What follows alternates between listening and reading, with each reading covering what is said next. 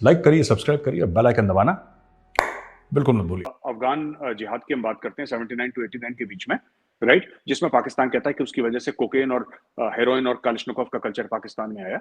ठीक है, उसमें एक बड़ी मशहूर किताब है द बेयर ट्रैप, वो पाकिस्तान के एक ब्रिगेडियर साहब ने लिखी है। He was I think number 3 और number 2 in the ISI at that point in time. जो भी थे वो ब्रिगेडियर साहब, he used to work directly with general Hamid Gul के साथ काम करते थे वो डायरेक्टली। उन्होंने इस किताब में तफसील से लिखा है, पाकिस्तानी ब्रिगेडियर साहब हैं, उन्होंने बड़ा तफसील से लिखा है कि साहब ये हुआ था, हमें इतने पैसे मिले, इतने हथियार मिले। तो अमेरिकन का भी ये सोचना है कि साहब आपने बोला ये काम के इतने पैसे लगेंगे, हमने आपको उतने पैसे दे दिए, आपने काम हमारा कर दिया, सोवियत यूनियन के टुकड़े हो गए, कहानी खत्म। अब इसमें रिश्तेदारी कहां से आ गई, राइट? उसी तरीके से चीमा साहब ऐसा है कि coming back to India, India का ये फैक्टर है कि इंडिया जो अपनी जगह बना रहा है चीमा साहब दुनिया में ना, इंडिया की आप कभी भी देखिएगा, अभी आपको लग रहा है कि प्रोग्रेस इंडिया की बड़ी फास्ट है, पर अगर आप आज से 2 दिहाई या दशक पहले आप देखें तो आपको लगेगा कि इंडिया की प्रोग्रेस बड़ी स्लो है। एक हिंदू रेट ऑफ ग्रोथ कहते थे 2.5% साल की growth, it was called derogatorily, it was called the Hindu rate of growth. और ये मैंने कई बार पढ़ा है इकोनॉमिक बुक्स में और मैगजीन्स में, तो Hindu rate of growth.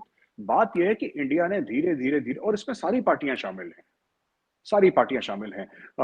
Narasimha Rao ji prime minister थे, डॉक्टर मनमोहन सिंह साहब फाइनेंस मिनिस्टर थे, तब इंडिया में लिबरलाइजेशन और इंडिया ने उस चीज पे बिल्डअप करा। मोदी जी ने क्या करा है कि जो आप बात कर रहे हैं ना कि 2014 में उन्होंने इनवाइट करा, फिर मोदी जी ने इंडियन इकोनॉमी और इंडियन डिप्लोमेसी में स्टेरॉइड्स डाल दिया। उन्होंने ये करा, जो स्पीड पहले 50 की चल रही थी वो 200 की चल रही है, फर्क सिर्फ इतना है। He is just able to do the same thing much better, much faster, with more concrete delivery. और कुछ इनोवेशन इनोवेशन भी है, कुछ प्लानिंग भी है, जैसे उज्ज्वला योजना है या फिर स्किल इंडिया है, ये काफी सारी चीजें भारत के लिए लाए। अब मैं आता हूं आपके उस क्वेश्चन पे, जब आपने बोला कि साहब एक बार वो आ गए तो उन्होंने बोला कि पाकिस्तान को हम आइसोलेट। देखिए मैं आपको बताता हूं, जब इमरान खान ने बोला ना कि पाकिस्तान भारत से तब तक बात नहीं करेगा जब तक 370-35 से भारत वापस नहीं लेता, और एक बार ने कई बार कमेंट करा, और फिर वही शहबाज शरीफ साहब की कैबिनेट ने भी यही बात बोली कि हम बात नहीं करेंगे। इंडिया में काफी लोग हैं जो इससे बड़े खुश हो गए, क्योंकि इंडिया में एक खास तबका है जो कि बड़ा पावरफुल है, जो चाहता है कि ये चले, आप मत बात करें। और जो तारड़ साहब ने बात बोली, तारड़ साहब ने गलत बात नहीं बोली, he was right on the button. बात यही है जो तारड़ साहब कह रहे हैं, what he said was absolutely correct. यहां पे लोग ऐसे कई सारे हैं जो कहते हैं कि ठीक है, हम 100 साल तक 370-35 से नहीं हटाएंगे, आप 100 साल तक बात मत करो, बिकॉज कहीं ना कहीं इंडिया फील्स की what can Pakistan bring to the table. ये भी बात ठीक है कि जो तारड़ साहब ने बोली थी कि अ prosperous and stable neighbour is in any countries, why talk about India, it is China के इंटरेस्ट में है, रशिया के इंटरेस्ट में, अमेरिका के इंटरेस्ट में। अमेरिका को कितनी प्रॉब्लम हो रही है वहां पे मेक्सिको में, जो ड्रग वॉर्स होते रहते हैं, अमेरिकन बेचारे परेशान हो जाते हैं। डोनाल्ड ट्रंप ने तभी तो बोला था मैं वॉल बनवाऊंगा, क्यों? वो ठीक है, वो एक तरीका था उनका, लहजा था बोलने का, लेकिन fact of the matter is कि परेशान थे। Donald Trump was upset as president of the United States की बॉस, आप हमारे हजारों बच्चे मर रहे हैं हर साल ड्रग्स। सो मैं कंपेयर नहीं कर रहा, I am not comparing Pakistan to Mexico, I am just giving an example that अगर मेक्सिको भी अगर इकोनॉमिकली स्टेबल होता, पॉलिटिकली स्टेबल होता, ड्रग्स की ग्रोथ वहां पे नहीं होती, अमेरिका खुश रहता। फिर ट्रंप साहब ये बात ही नहीं करते कि मैंने वॉल बनानी है, ट्रंप साहब कभी जबान पे बात नहीं लाते। उनको प्रॉब्लम थी, अमेरिका को प्रॉब्लम थी, इसलिए ट्रंप साहब ने बात करी, सिंपल सी बात है।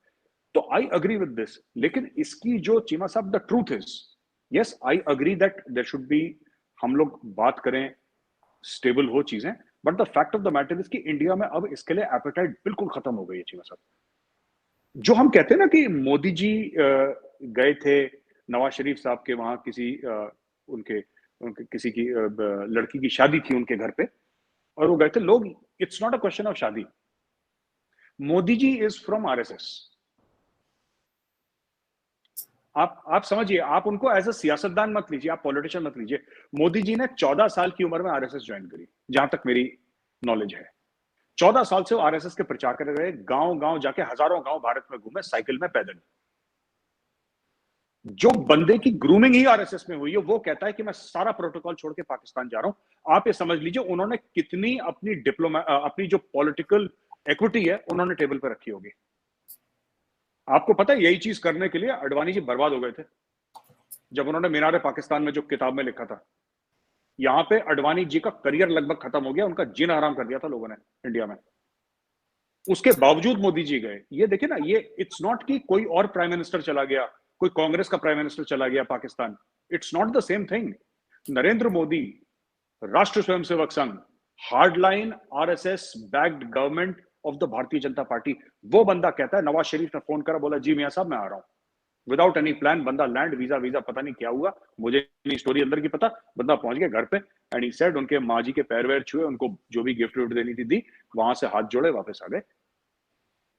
He has put his entire career on the table for good relations with Pakistan. It is not a simple visit, Cheema साहब, इसको सिंपल विजिट मत लीजिएगा, इसमें बहुत कुछ, आप ये समझ लीजिए कि अगर कोई, मैं आपको एक एग्जांपल देता हूं पाकिस्तान का, आपका कोई हार्डलाइन मुस्लिम लीडर है रिलीजियस पार्टी का, जो कि थंपिंग मेजोरिटी से आ जाता है, जिस पर लोग अंधा विश्वास करते हैं, ठीक है, और एक दिन उसको नफ्ताली बेनेट कॉल करता है और कहता है कि जी आप आ जाओ, चाय पीनी है, तेल अवीव आ जाओ, और वो कहता है ठीक है भाई, तूने बुलाया मैं आ गया, आप समझ लो पाकिस्तान में आग लग जानी है। बट ही डिड दैट, और उनको जब उड़ी हुआ तो उनको ऐसा लगा कि मेरे साथ गलत हो गया personally, he took it, Modi ji took it as a personal affront, कि मेरे दोस्त ने मेरे साथ गलत कर दिया।